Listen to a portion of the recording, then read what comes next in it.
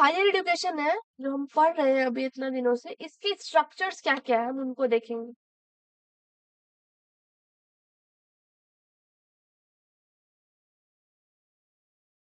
ठीक है, तो देखो जो हमारे इंडिया में तीन तरह का चीज है। एक है अनौपचारिक शिक्षा, नॉन फॉर्मल एजुकेशन।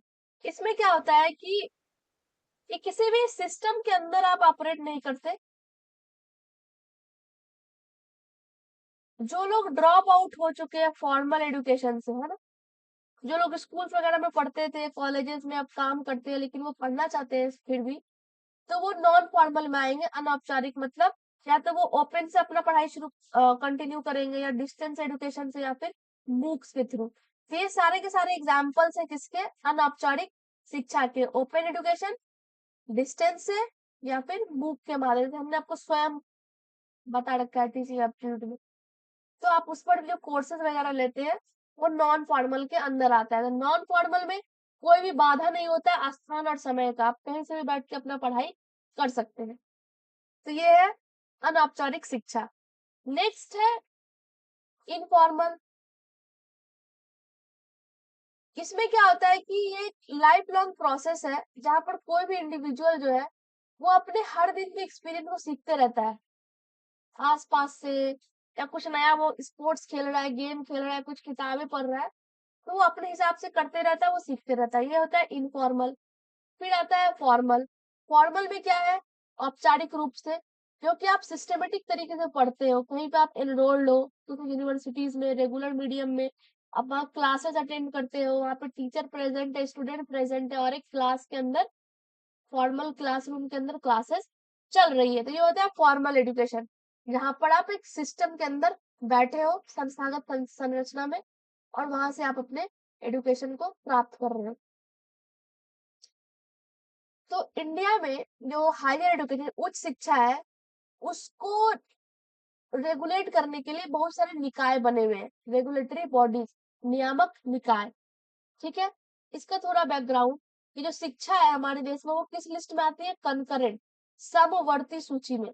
समवर्ती सूची मतलब कि ये सेंटर की और स्टेट दोनों की जिम्मेदारी है कि वो शिक्षा को प्रमोट करे। ठीक है, उसको रेगुलेट करे, उसको, उसका विनियम, उसको नियम उससे फॉलो कर रहा है कि नहीं उसको देखे, जो भी स्कीम्स वगैरह है, पॉलिसीज वगैरह है, उसको एक्सक्यूट करे, निष्पादित, और फिर इवेल्युएट करे, मूल्यांकन करे कि हमारा जो ऑब्जेक्टिव था वो फुलफिल हुआ या नहीं। जो मिनिस्ट्री ऑफ एजुकेशन है सेंटर की, वो सबसे शीर्ष पर है पूरे के पूरे हायर एजुकेशन के संरचना पे। सबसे ऊपर कौन है, मिनिस्ट्री ऑफ एजुकेशन, उसके बाद ही सब कुछ है। ये है एपेक्स बॉडी, शीर्ष पर है ये उच्च शिक्षा के फील्ड में। ठीक है, ओके।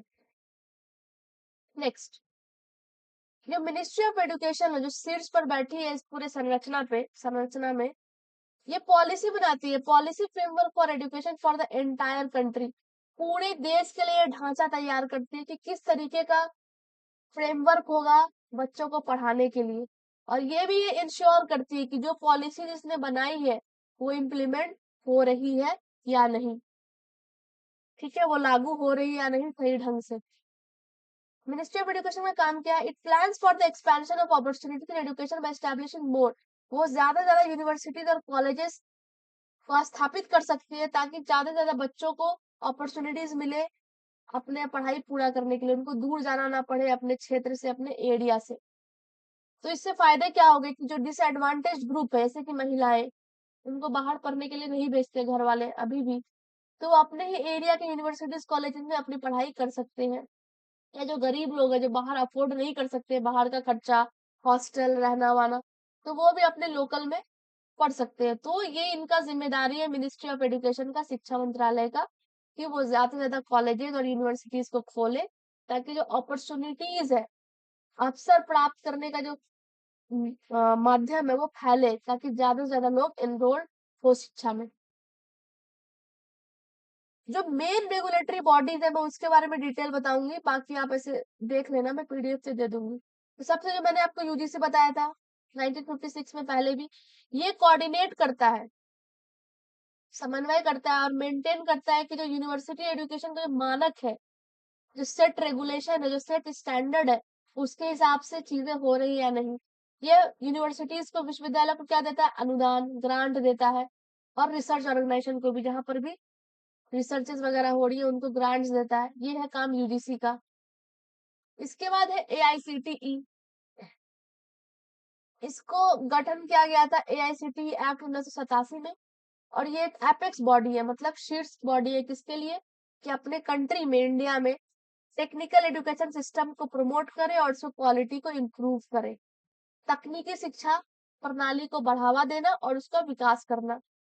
एआईसीटीई के पास एक स्टैच्यूटरी अथॉरिटी है, उसके पास एक पावर है कि वो डिफाइन कर सकता है क्या? मानक और नॉर्म्स फॉर टेक्निकल इंस्टीट्यूट। जितने भी तकनीकी विश्वविद्यालय या सेंटर्स है इंडिया में, उनके क्या मानक रहेंगे, उनको क्या रूल्स फॉलो करना है, उनके क्या स्टैंडर्ड होंगे, वो सारा का सारा पावर किसके पास है? एआईसीटीई के पास है। और ये साथ में मेंटेन भी करता है, मॉनिटर करता है और एश्योर करता है कि जो क्वालिटी शिक्षा मिले, गुणवत्ता वाली शिक्षा मिले, कहाँ? तकनीकी शिक्षा प्रणाली के अंदर। ठीक है, तो ये काम है AICTE, all India council of technical education, अखिल भारतीय तकनीकी शिक्षा परिषद। जैसे अब मेडिकल काउंसिल ऑफ इंडिया, तो इसको स्थापित किया गया था मेडिकल काउंसिल एक्ट 1956 में। ठीक है, तो इसका काम क्या है कि वो सेंट्रल गवर्नमेंट को रिकमेंडेशन, सिफारिशें देती है कि आप नए नए मेडिकल कॉलेजेस स्टैब्लिश करिए, नए और हायर कोर्सेज इंट्रोड्यूस करिए मेडिसिन स्कूल में।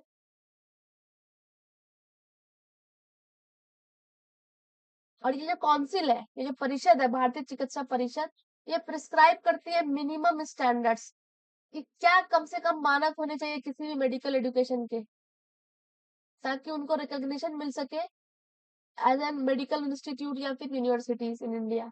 तो इसका कंट्रोल किनके पास है? Medical council of India. हमने आपको बता रखा है एनईपी 2020 में बहुत सारे बदलाव हो रहे हैं, बहुत सारे रेगुलेटरी बॉडीज को हटा दिया गया है, लेकिन दो रेगुलेटरी बॉडीज इंडिपेंडेंट है, एक है बार काउंसिल ऑफ इंडिया, एक है मेडिकल काउंसिल ऑफ इंडिया। ठीक है, फिर है एक Indian council for agricultural research, भारतीय कृषि अनुसंधान परिषद। ये एक ऑटोनमस ऑर्गेनाइजेशन है, स्वायत्त संगठन है, जो कि आता है department of agricultural research and education, ministry of agriculture and farmers welfare. इस डिपार्टमेंट के अंदर ये बॉडी आती है। इसका जिम्मेदारी क्या है कि वो गाइड करे, कोऑर्डिनेट करे या फिर मैनेज करे किनको? कृषि शिक्षा को और रिसर्च को भारत में। कृषि से रिलेटेड शिक्षा और उससे रिलेटेड अनुसंधान, उन सबका मैनेज, उन सबका जिम्मेदारी किस पे है? आईकार पे, Indian council for agricultural research. फिर है national council for teacher education, NCTE. इसको स्थापित किया गया था 1993 में इस एक्ट के द्वारा, national council for teacher education act, राष्ट्रीय अध्यापक शिक्षा परिषद अधिनियम 1993। इसकी जिम्मेदारी है कि शिक्षक शिक्षा प्रणाली को नियोजित और समन्वित विकास को सुविधाजनक बनाने की जिम्मेदारी है। ठीक है, responsibility facilitate plan and coordinate development of teacher education system. Bharat में जो शिक्षक की शिक्षा की प्रणाली है, उसकी जिम्मेदारी इस पर है। उसको वो प्लान करे, उस पर देखे, उसको मॉनिटर करे, क्या चल रहा है क्या नहीं चल रहा। इसके पास एनसीटी को शिक्षक शिक्षा के विभिन्न स्तरों और धाराओं पर पाठ्यक्रम प्रदान करने वाली संस्थाओं को मान्यता प्रदान करने का अधिकार, इसके पास पावर है। ये मान्यता प्रदान कर सकता है अलग अलग इंस्टीट्यूट्स को, जो कि प्रोवाइड करती है टीचर एजुकेशन से रिलेटेड कोर्सेज या स्ट्रीम्स। जैसे आप इस वेबसाइट पे जाओगे,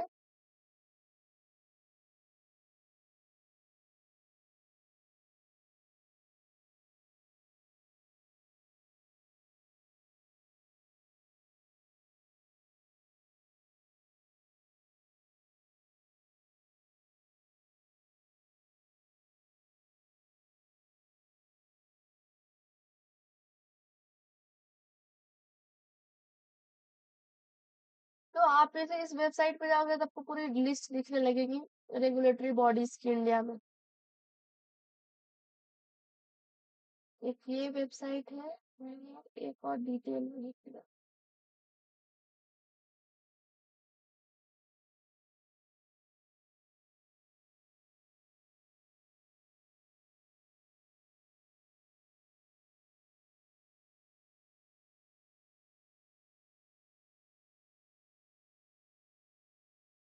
तो इस तरीके से आप इस अभी नेट स्लो है शायद, तो आपको पूरी की पूरी लिस्ट मिल जाएगी कि क्या क्या रेगुलेटरी बॉडीज इंडिया में है।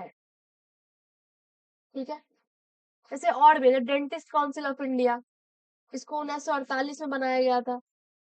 इसका काम है कि जो प्रोफेशन है डेंटिस्ट्री की उसको रेगुलेट करना, उसकी एजुकेशन, डेंटल एजुकेशन को, दंत चिकित्सा की जो शिक्षा है उस पे इसका ध्यान देना।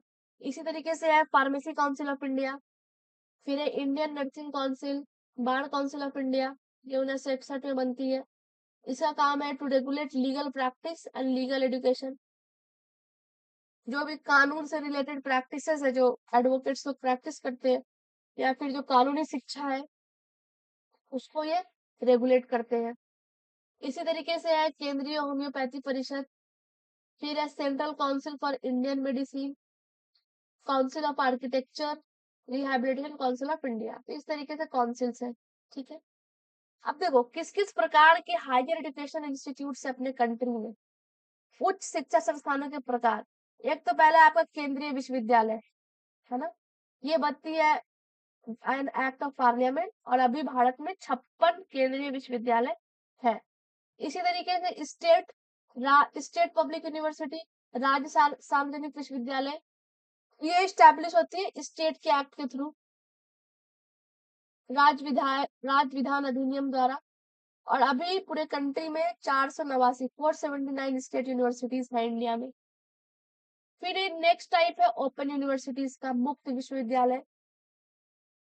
ये मैंने आपको बताया ना, किसका एग्जांपल है, ये नॉन फॉर्मल एडुकेशन का। ठीक है, तो अभी भारत में एक सेंट्रल ओपन यूनिवर्सिटी है, वो है इग्नू, जिसको 1985 में बनाया गया था।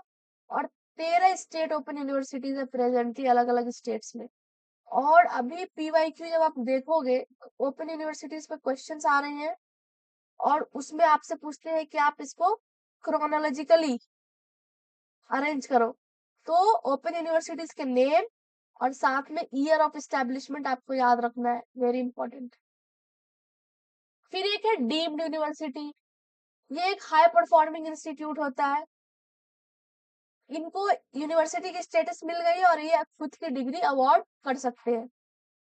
फिर नेक्स्ट है इंस्टीट्यूट्स ऑफ नेशनल इंपॉर्टेंस, बहुत सारे हायर एजुकेशन के इंस्टीट्यूट्स हैं जिनको ये स्टेटस दी गई है, और अभी करंटली इंडिया में 101 इंस्टीट्यूट्स ऑफ नेशनल इंपॉर्टेंस है। एक और इसमें है इंस्टीट्यूशन ऑफ एमिनेंस, इसको आपको पढ़ के आना है नेक्स्ट क्लास में। इंस्टीट्यूशन ऑफ एमिनेंस, IOE का स्टेटस।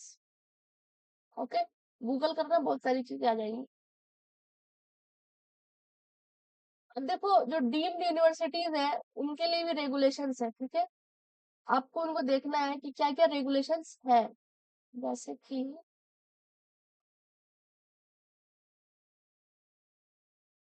ये पूरा रेगुलेशन है डीम्ड यूनिवर्सिटीज को लेकर, आप इसको पढ़ सकते हैं, क्योंकि कई बार क्वेश्चन जो है थोड़े डिटेल में आ जाते हैं डीम्ड यूनिवर्सिटीज पर, कि कौन से एक्ट के थ्रू वो बनता है, इनके बोर्ड ऑफ स्टडीज में क्या है, ऐसे इस तरह की चीजें।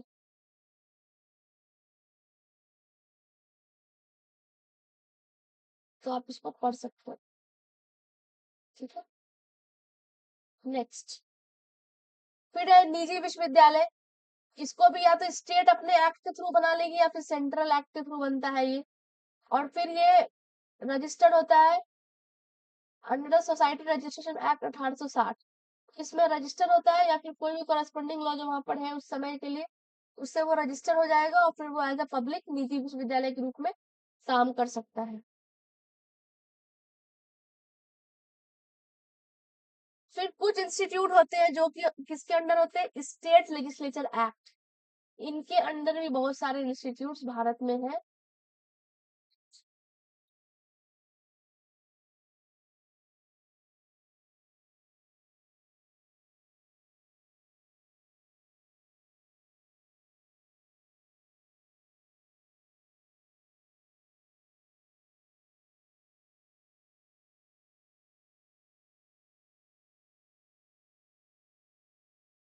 तो अभी प्रेजेंटली देखो इसमें ये डेटा गलत है, इस काटो।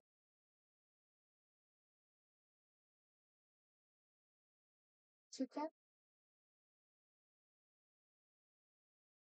459 स्टेट यूनिवर्सिटीज है और 455 स्टेट प्राइवेट यूनिवर्सिटीज है, जिसको कि स्टेट स्टेट लेजिस्लेचर एक्ट के तहत इंडिया में स्टैब्लिश किया गया है। ठीक है, अब इसमें कुछ कुछ इंपॉर्टेंट चीजें मैं तुम्हें बताते चलती हूँ यहीं पर।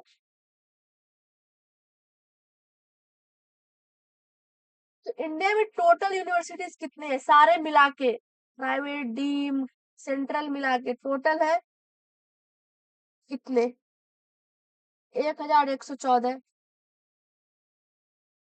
कौन सा स्टेट है जिसके पास सबसे ज्यादा यूनिवर्सिटीज है? तो वो है गुजरात। सारे मिला के बता रही हूँ।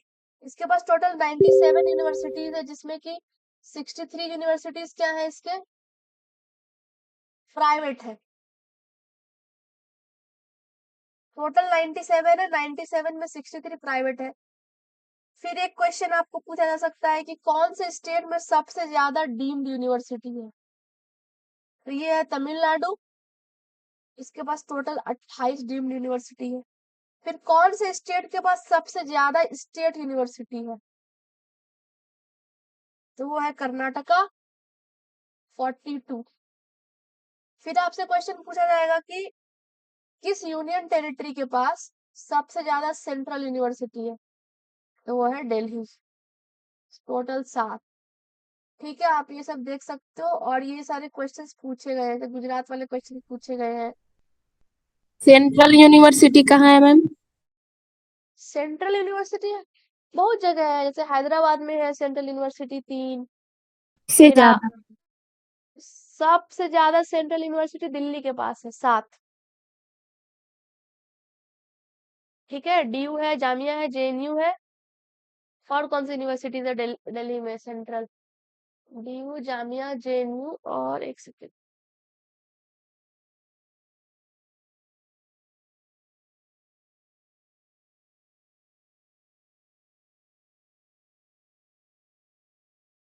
इग्नू है। वहां पे सेंट्रल संस्कृत यूनिवर्सिटी है। तो ऐसे बहुत सारे यूनिवर्सिटी मिला के टोटल 7 यूनिवर्सिटी दिल्ली के पास है। ठीक है, देखो कौन कौन सा है। डीयू बोला मैंने, जेएनयू, इग्नू, जामिया मिलिया इस्लामिया। फिर है एक Shri Lal Bahadur Shastri national Sanskrit university, South Asian university और सेंट्रल संस्कृत यूनिवर्सिटी। दिल्ली के पास सबसे ज्यादा केंद्रीय विश्वविद्यालय है। ठीक है, इतना दूर। अब देखो ये सारे फैक्ट्स है जो कि आपको रटने हैं, इसका कुछ तोड़ नहीं है कि कुछ लॉजिक से लगा लो। आपको जितना आप फिल्टर करोगे अपने दिमाग में, आप उतना सेफ हो एग्जाम क्रैक करने के लिए। हाँ, एक इम्पोर्टेंट है जो है रूसा, राष्ट्रीय उच्चतर शिक्षा अभियान। इसको चलाया गया था किसके लिए? उच्च शिक्षा प्रणाली को में जो भी चैलेंजेस थे उस चीज को सुधारने के लिए। तो ये 2013 में सेंट्रल गवर्नमेंट लॉन्च करती है इस स्कीम को। इसमें क्या क्या चीजें है वो हम देखेंगे कि इसका उद्देश्य क्या है। इसका उद्देश्य क्या क्या है? यह सुनिश्चित करना कि राज्य संस्थान एचई मतलब हायर एजुकेशन के लिए निर्धारित मानदंडों और मानकों को पूरा करता है। जो भी निर्धारित मानदंड और मानक है उसको पूरा कर रहा है कौन? स्टेट। जो स्टेट के जो इंस्टीट्यूशन है वो वे प्रत्यायन की प्रक्रिया से गुजर चुके हैं, और जो एक्रेडिटेशन है, जो उनको आप ग्रेडिंग करते हो, उनसे भी वो गुजर चुके हैं और वो जो क्वालिटी है मेंटेन कर रहे हैं उस इंस्टीट्यूट की। योजना और निगरानी के लिए एक संस्थागत संरचना बनाना। एचई हायर एजुकेशन संस्थानों की स्वायत्त को बढ़ावा देना, ऑटोनमी और शासन में सुधार करना, ये उद्देश्य है रूसा के। फिर है क्या? Ensuring reforms related to affiliation, जो एफिलिएशन से रिलेटेड जो चीजें हैं उसको सुधारना, एकेडमिक से रिलेटेड चीजें और एग्जामिनेशन सिस्टम जो परीक्षा प्रणाली है इन सबको सुधार के लिए रूसा को बनाया गया है। अब देखो और क्या क्या ऑब्जेक्टिव्स थे इसके। संकाय की उपलब्धता सुनिश्चित करना, कि फैकल्टी जो है वो अवेलेबल हो, ये नहीं कि रिक्रूटमेंट ही नहीं कर रहे हैं आप, बच्चे पढ़ने आ रहे हैं टीचर नहीं है पढ़ाने के लिए। And promoting capacity building at all levels of employment, जितने भी स्तर पर वहां पे रोजगार दी जा रही है उन सारे के सारे लोगों को क्या करना? ट्रेन करना, उनकी कैपेसिटी को बिल्ड करना और उनको बेटर बनाना अपने जॉब के लिए, अपने पोस्ट के लिए, फैकल्टीज को या नॉन टीचिंग स्टाफ्स को। अनुसंधान और नवाचार के अनुकूल सिखाने के वातावरण बनाना और बनाए रखना, कि जो इन्वायरमेंट है, जिस इन्वायरमेंट में शिक्षक पढ़ा रहा है, वो कैसा हो, फ्रेंडली हो, ठीक है, अनुकूल हो, वहां पे कुछ नई क्रिएटिविटी हो, आदान प्रदान हो नॉलेज का, इस तरीके से। Expanding additional capacity of existing institution and establishing new institution for making H accessible, जो मौजूदा संस्थान के अतिरिक्त क्षमता का विस्तार करना और एचई को सुलभ बनाने के लिए नए संस्थानों का स्थापना करना, नए नए इंस्टीट्यूट्स को एस्टैब्लिश करना, ताकि जो हायर एजुकेशन है वो सबके लिए क्या हो, एक्सेसिबल हो, सबके लिए, सबको शिक्षा प्राप्त करना इजी हो।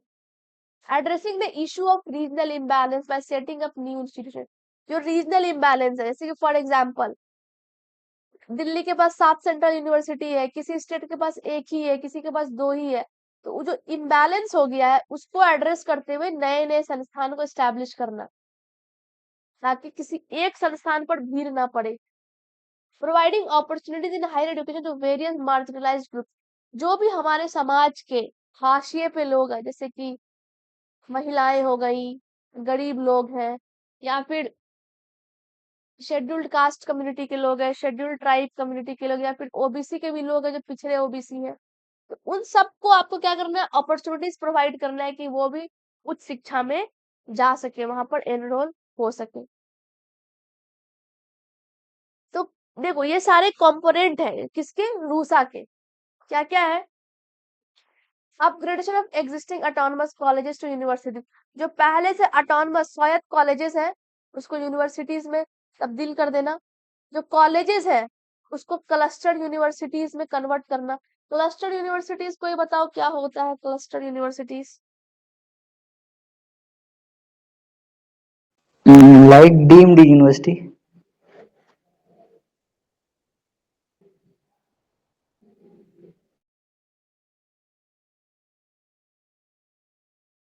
क्लस्टर यूनिवर्सिटीज में क्या होता है, जो बहुत सारे यूनिवर्सिटीज के जो रिसोर्सेज है ना, उन सबको पुल करना अपने तरफ, और उन सबके एक्सपर्टीज को इस्तेमाल करके क्वालिटी वाली एजुकेशन अपने बच्चों को देना, ये होता है क्लस्टर। बहुत सारे कॉलेजेस और यूनिवर्सिटीज के जो एग्जिस्टिंग रिसोर्स है उसी शहर में या उसी सिटी में, तो उन सबको आप पुल करके अच्छे तरीके से आप उसको फंक्शन करा सकते हो अपने यूनिवर्सिटीज को। इसका अगला कंपोनेंट क्या है, इंफ्रास्ट्रक्चर ग्रांट्स टू यूनिवर्सिटी, विश्वविद्यालय को इंफ्रास्ट्रक्चर बनाने के लिए पैसे देना। एस्टैब्लिशिंग न्यू मॉडल कॉलेजेस, नए मॉडल कॉलेजेस का स्थापना करना, ताकि हर किसी को समान अपॉर्चुनिटी मिल पाए हायर एजुकेशन में एनरोल होने के लिए। जो भी डिग्री कॉलेजेस है पहले से, उनको मॉडल कॉलेज में कन्वर्ट कर देना। नए प्रोफेशनल कॉलेजेस स्टैब्लिश करना, चाहे कि लॉ स्कूल बनाना, मेडिसिन स्कूल बनाना, मेडिकल मेडिकल कॉलेजेस बनाना, इस तरीके से। Research innovation and quality improvement, है ना, अनुसंधान, नवाचार और गुणवत्ता में सुधार। इक्विटी इनिशिएटिव्स, इक्विटी मतलब जो जिनको जरूरत है उस हिसाब से उनको आपको वो फैसिलिटीज प्रोवाइड करना है। फैकल्टी रिक्रूटमेंट सपोर्ट, फैकल्टी की इम्प्रूवमेंट हो। वोकेशनलाइजेशन ऑफ हायर एजुकेशन, उच्च शिक्षा का व्यवसायीकरण, बच्चे जैसे ही पढ़ लिख के कॉलेज यूनिवर्सिटी से बाहर निकले तो वो नौकरी के लिए रेडी रहे। Leadership development of educational administrator, जो प्रशासन है उसके अंदर आपको नेतृत्व का विकास करना है अलग अलग स्कीम्स, अलग अलग प्रोग्राम्स के through. Capacity building and preparation, data collection, तो ये सारे के सारे क्या है, रूसा के प्राइमरी कंपोनेंट्स हैं। अब हम पढ़ेंगे काबे के बारे में, ये हमने आपको कल भी पढ़ाया था। ये एक नेशनल लेवल मतलब राष्ट्रीय स्तर का निकाय है जो कि सेंटर और स्टेट दोनों को सलाह देता है, जो भी इश्यूज है शिक्षा से रिलेटेड। काबे को फाउंड किया गया था 1920 में कॉलोनियल टाइम में, फिर 1923 में खत्म किया, फिर से 1935 में लागू किया, फिर 1994 में खत्म कर दिया, फिर 2004 में फिर जाके फिर से इसको स्टैब्लिश किया। देख रहे हो खेल कितना हो रहा है इसके साथ, आ रहा है जा रहा है, आ रहा है जा रहा है, तो 2004 से अभी तक है।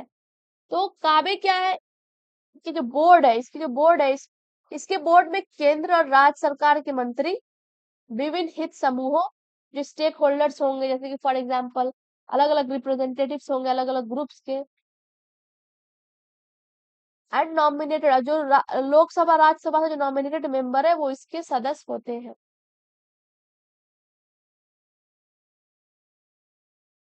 काबी का काम क्या है, ये है क्यों? तो देखो, ये समय समय पर शिक्षा की प्रगति की समीक्षा करता है और उसी हिसाब से केंद्र सरकार और राज्य सरकार को रिकमेंडेशंस देता है। केंद्र और राज्य सरकारों और अन्य संबंधित एजेंसियों द्वारा शिक्षा नीति को लागू करने की सीमा और तरीके का मूल्यांकन करना, ऐसा काम है मूल्यांकन करना कि जो भी स्कीम्स वगैरह लागू की जा रही है ठीक से हो रही है नहीं। टू गिव एप्रोप्रिएट एडवाइस, शिक्षा के मुद्दों के बारे में उचित सलाह देना, ठीक है। शिक्षा नीति के अनुसार शैक्षिक विकास के लिए केंद्र और राज्य सरकार या संघ राज्य क्षेत्र प्रशासन, राज्य सरकार और गैर सरकारी एजेंसियों को बीच समन्वय, जो आपस में कोऑर्डिनेशन का काम करता है, किसके बीच में? राज्य सरकार, केंद्र सरकार या फिर यूनियन टेरिटरीज के बीच में आपस में ये समन्वय का काम करता है। To advise on a reference made to it by the central government or any other state government or any कोई भी अगर इससे सवाल पूछा जाता है शिक्षा के रिलेटेड तो उस पे भी एडवाइस कर सकता है। किसी शैक्षिक प्रश्न पर केंद्र सरकार या किसी राज्य सरकार या केंद्र शासित प्रदेश प्रशासन द्वारा किए गए संदर्भ पर सलाह देना, किसी तरह के क्वेश्चन है तो उस पर ये अपने एडवाइस सलाह दे सकता है।